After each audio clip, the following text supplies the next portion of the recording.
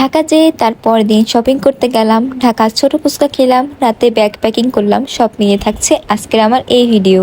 ঘুমের থেকে উঠেছিলাম একটু ফার্স্ট, কজ ভেবেছিলাম যে অনেক শপিং করব, তাই হচ্ছে ফার্স্ট গেলেই ভালো হবে।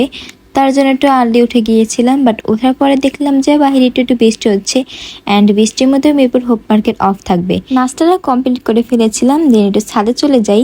ছাদে গিয়েছিলাম হচ্ছে খালামির ছাদটা আবারও দেখতে। খালামির বাসার ছাদটা অনেক বেশি সুন্দর। এরপরে নিচে চলে আসি। আমার ইচ্ছা ছিল আর কি আমি বোরখা পরে একদিন ট্রায়াল দিব, বড় আপুর বোরখাটা পরে ট্রায়াল দিয়েছিলাম। এরপরে দেখলাম যে বাহিরে হালকা হালকা রোদ উঠে গিয়েছে, এখন যাওয়া যাক, তাই রেডি হয়ে গিয়েছি ফার্স্ট করে।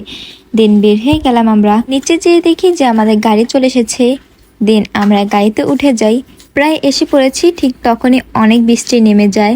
তখন আর কি করার, এই বৃষ্টির মধ্যে নেমে পড়েছি গাড়ি থেকে। শপিং করা স্টার্ট করে দেই। প্রায় সব দোকানে অফ ছিল, যা খোলা ছিল তাই থেকে শপিং করছিলাম, কি আর করার।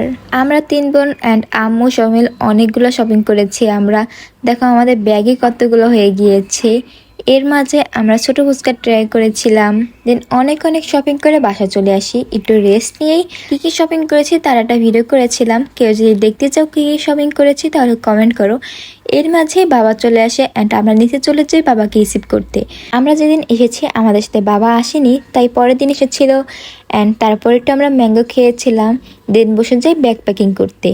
আমি ব্যাগ প্যাকিং করছিলাম, পাশে থেকে আম্মু আমাকে হেল্প করছিল। জার্নি করব তাও একটু রাতের খাবারটা খেয়ে নিয়েছিলাম, অল্প করে খেয়েছিলাম। এরপরে আমরা ট্যুরে যাওয়ার জন্য রেডি হয়ে যাই। কোথায় ট্যুরে গেলাম, 11 থেকে 12 ঘন্টা জার্নি করেছি। সব নিয়ে থাকছে আরেকটা ভিডিও। টাটা।